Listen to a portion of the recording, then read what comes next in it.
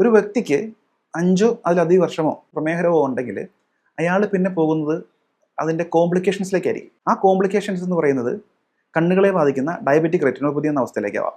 2 കിഡ്നിയെ ബാധിക്കുന്ന diabetic nephropathy എന്ന അവസ്ഥയിലേക്കാവാം. ഇനി നാഡീഞരമ്പുകളെ ബാധിക്കുന്ന ഡയബറ്റിക് ന്യൂറോപ്പതി എന്ന അവസ്ഥയിലേക്കായിരിക്കാം പോകുന്നത്. നമസ്കാരം, ഞാൻ ഡോക്ടർ നവീൻ. ഇന്ന് നമ്മൾ സംസാരിക്കാൻ പോകുന്നത് ഡയബറ്റീസ്, അതിൻ്റെ കോംപ്ലിക്കേഷനായ ന്യൂറോപ്പതി അല്ലെങ്കിൽ ഡയബറ്റിക് ന്യൂറോപ്പതി എന്ന വിഷയത്തെക്കുറിച്ചാണ്. ഇതിനെ എങ്ങനെ ആയുർവേദം നോക്കിക്കാണുന്നു? ആദ്യമായിട്ട് എന്താണ് ഡയബറ്റീസ്? ഡയബറ്റീസ് എന്ന് പറഞ്ഞു കഴിഞ്ഞാൽ നമ്മളുടെ രക്തത്തിൽ പഞ്ചസാരയുടെ അളവ് ഉയർന്നു കാണുന്ന അവസ്ഥാവിശേഷം അല്ലെങ്കിൽ അവസ്ഥയ്ക്കാണ് ഡയബറ്റീസ് അല്ലെങ്കിൽ പ്രമേഹം എന്ന് വിളിച്ചു വരുന്നത്. അപ്പോൾ നമ്മുടെ രക്തത്തിൽ എങ്ങനെയാണ് പഞ്ചസാര ഉയർന്നു കാണുന്നത്? കാരണം ഇൻസുലിൻ എന്ന് പറയുന്ന ഒരു വസ്തു നമ്മുടെ ശരീരത്തിൽ ഉൽപ്പാദിപ്പിക്കുന്നുണ്ട്. പാൻക്രിയാസ് എന്ന ഗ്രന്ഥിയാണ് അതിനെ ഉൽപ്പാദിപ്പിക്കുന്നത്. ഇൻസുലിൻ എന്ന് പറയുന്ന ആ വസ്തുവിൻ്റെ പരിമിതമായ അളവ് അല്ലെങ്കിൽ ആവശ്യത്തിന് ഇൻസുലിൻ ഉൽപ്പാദിപ്പിക്കാതിരിക്കുകയോ ഉൽപ്പാദിപ്പിക്കുന്ന ഇൻസുലിൻ നമ്മുടെ പഞ്ചസാരയെ അല്ലെങ്കിൽ കൺട്രോൾ ചെയ്യാൻ പറ്റാത്ത അവസ്ഥയിലേക്ക് വരികയോ ചെയ്താലാണ് ഡയബറ്റീസ് എന്ന അസുഖത്തിലേക്ക് ഒരു വ്യക്തി പോകുന്നത്. ഇതാണ് എല്ലാവർക്കും അറിയാവുന്ന ഒരു വസ്തുത. അതുതന്നെയാണ് ഡയബറ്റീസിൻ്റെ കാരണവും. കോമൺ മാന് അല്ലെങ്കിൽ സാധാരണക്കാരനെ സംബന്ധിച്ച് അതാണ് നമുക്ക് മനസ്സിലാക്കി വെക്കേണ്ട ഏറ്റവും ബേസ് ആയിട്ടുള്ള കാരണം. മെഡിക്കൽ ടൈംസിൽ ഇത് ഒരുപാട് റീസൺസ് ഉണ്ട്.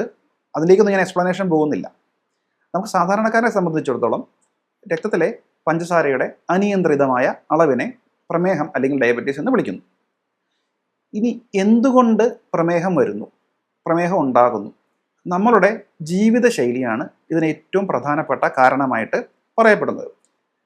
മുൻകാലങ്ങളെ അപേക്ഷിച്ച് ഫാസ്റ്റ് ഫുഡുകൾ, ജങ്ക് ഫുഡ്സിൻ്റെ ഉപയോഗം ഭയങ്കരമായിട്ട് കൂടിയിട്ടുണ്ട്. ഞാനൊരു ഉദാഹരണം പറയാം.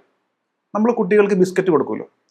കുട്ടികൾക്ക് ബിസ്ക്കറ്റ് കൊടുക്കുമ്പോൾ സാധാരണ നമ്മളൊരു കുട്ടിക്ക് ഒരു പാക്കറ്റ് ബിസ്ക്കറ്റ് കൊടുക്കുന്നു. ആ ബിസ്ക്കറ്റ് അവൻ ഒരു പാക്കറ്റ് മുഴുവൻ അല്ലെങ്കിൽ അവൾ ഒരു പാക്കറ്റ് മുഴുവൻ അവൻ കാലിയാക്കും. ഒരു അഡൽട്ട് ഡോസ് എന്ന് പറയുന്നത് മാക്സിമം 2 ബിസ്ക്കറ്റ്. ഡോസ് എന്ന് പറയാൻ പറ്റില്ല. ഒരു പ്രായപൂർത്തിയായ ആളെ സംബന്ധിച്ച് 2 ബിസ്ക്കറ്റ് വരെ മാക്സിമം ഇതിന് കൺസ്യൂം ചെയ്യാൻ പാടുള്ളൂ. ഇതേ സാധനം തന്നെയാണ് നമ്മൾ കുട്ടികൾക്ക് കൊടുക്കുന്നത്. ഇതിൻ്റെ ലോങ് ഡ്യൂറേഷൻ നമ്മൾ കൊടുത്താൽ എന്തായിരിക്കും പരിണിത ഫലമായിട്ട് വരിക?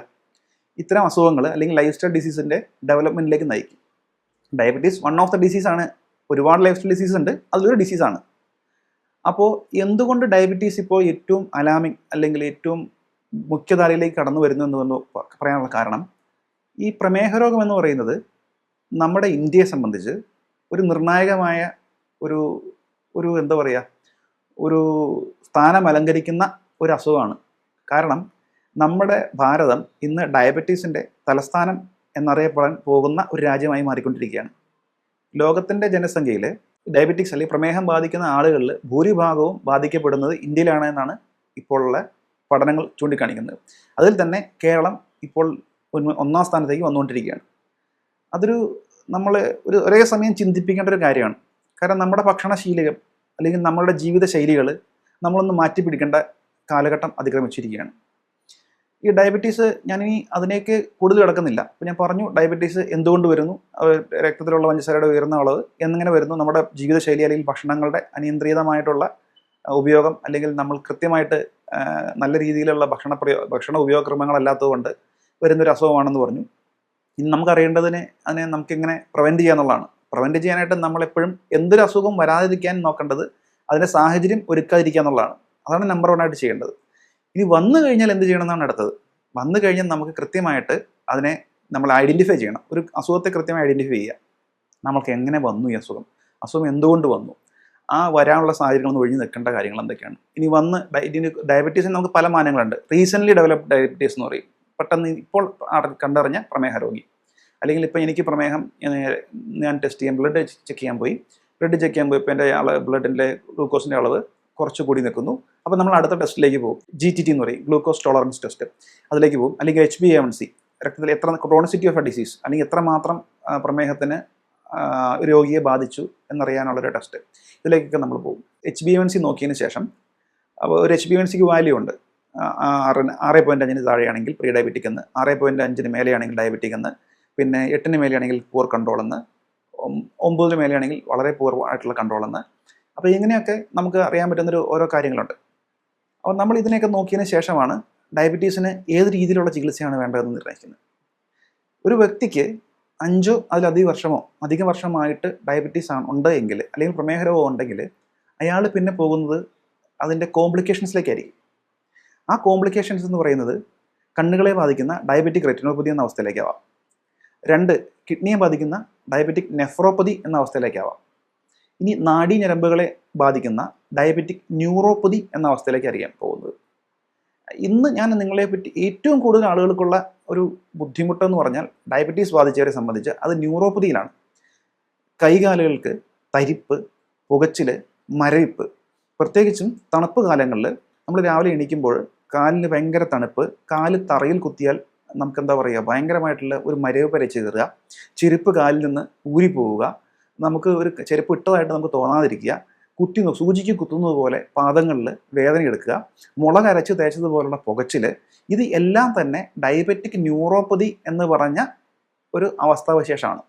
അത് പെരിഫറലായിട്ടുള്ള, അല്ലെങ്കിൽ നമ്മുടെ എക്സ്ട്രിമിറ്റീസിലുള്ള, പ്രധാനമായിട്ടും നമ്മുടെ കാലുകളാണ്, കാലുകളിലെ താഴെയുള്ള ഞരമ്പുകളെ ബാധിച്ചുകൊണ്ട് പ്രമേഹം ചെയ്യുന്ന ഒരു അവസ്ഥയാണ്, രോഗത്തിൻ്റെ അവസ്ഥയാണ്, പ്രമേഹ രോഗത്തിൻ്റെ അവസ്ഥയാണ് ഡയബറ്റിക് ന്യൂറോപ്പതി. ദീർഘകാലമായിട്ട് ഉയർന്നു നിൽക്കുന്ന ഗ്ലൂക്കോസ് ലെവല് നമ്മളുടെ നെർവ് സെല്ലിനെ നശിപ്പിക്കും, നാഡീവ്യൂഹത്തെ നശിപ്പിച്ചുകൊണ്ട് നമുക്ക് ഈ കണ്ടീഷനിലേക്ക് വരുന്നതാണ്. നമ്മൾക്ക് ഇതിൽ നിന്ന് എങ്ങനെ രക്ഷ നേടാം? അതാണ് അടുത്ത ചോദ്യം. വൺസ് ഒരു പ്രാവശ്യം നമ്മൾക്ക് ന്യൂറോപ്പതി ബാധിച്ചാൽ അതിൽ നിന്ന് തിരിച്ചു വരിക എന്നുള്ളത് ബുദ്ധിമുട്ടേറിയൊരു കാര്യമാണ്. എങ്കിലും നമ്മുടെ കഠിനമായ ശ്രമം, ഇത് ഒരു വ്യക്തിക്ക് ഡയബറ്റീസ് രോഗികൾ എപ്പോഴും ചോദിക്കുന്ന ഒരു ചോദ്യമുണ്ട്. ഡോക്ടർ, ഞങ്ങൾ ഡയബറ്റീസ് ഉണ്ട്, ഇത്ര വർഷമായിട്ട് ഞങ്ങൾ ഡയബറ്റീസിന് മരുന്ന് കഴിക്കുന്നു, ആയുർവേദത്തിൽ ഇതിന് മരുന്നുണ്ടോ, അല്ലെങ്കിൽ നമ്മളുടെ അസുഖം മാറുമോ എന്നാണ്. അപ്പോൾ ഞാൻ രോഗികളോട് എപ്പോഴും പറയുന്ന ഒരു കാര്യമുണ്ട്, diabetic can be reversed. Diabetes നിങ്ങൾക്ക് റിവേഴ്സ് ചെയ്യപ്പെട്ടേക്കാം. അതിനൊരു 3 ഘടകമുണ്ട്.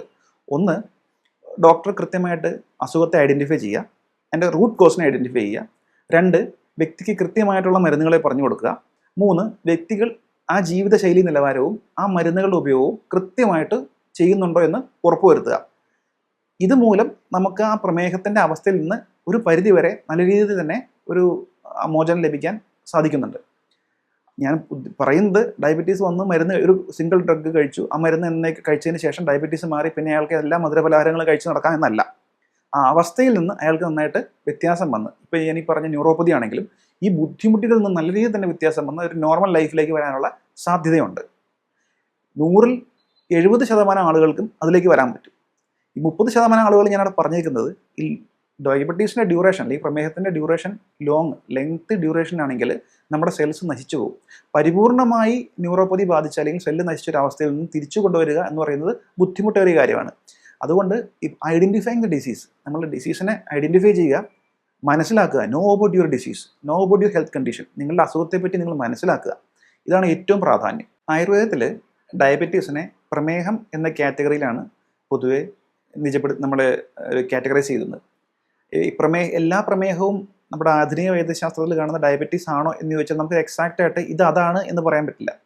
നമ്മുടെ ശരീരത്തിൽ ഞാൻ പറഞ്ഞു ഉയർന്ന രീതിയിലുള്ള ഇൻസുലിൻ റെസിസ്റ്റൻസ് കൊണ്ടാണ് ഡയബറ്റീസ് ഉണ്ടാകുന്നതെന്ന്. അതാണ് പ്രമേഹം എന്ന് ആയുർവേദത്തിൽ എഴുതി വെച്ചിട്ടില്ല. പക്ഷേ ഈ അവസ്ഥാവിശേഷം എല്ലാം തന്നെ കൃത്യമായിട്ട് ആയുർവേദത്തിൽ ഉണ്ട് താനും. അപ്പോൾ നമ്മൾക്ക് എന്താണ് ധാതുക്കൾ അല്ലെങ്കിൽ ദോഷങ്ങൾ, ഇവയുടെ വൃദ്ധിക്ഷയം, ഇതിലാണ് ആയുർവേദം വർക്ക് ചെയ്യുന്നത്. ത്രിദോഷ സിദ്ധാന്തം അല്ലെങ്കിൽ സപ്തധാതുക്കൾ, ഇതൊരിക്കലും നമുക്കൊരു മോഡേൺ മെഡിസിനായിട്ട് കോറിലേറ്റ് ചെയ്യാൻ പറ്റുന്ന കാര്യമല്ല. പക്ഷെ നമുക്ക് ഈ ക്ലിനിക്കൽ കണ്ടീഷൻ, ഈ അവസ്ഥാവിശേഷങ്ങളെല്ലാം തന്നെ ഈ പ്രമേഹം എന്ന് പറഞ്ഞ അവസ്ഥയിൽ കാണാൻ പറ്റും. 20 തരത്തിലുള്ള പ്രമേഹങ്ങൾ പറയുന്നുണ്ട്.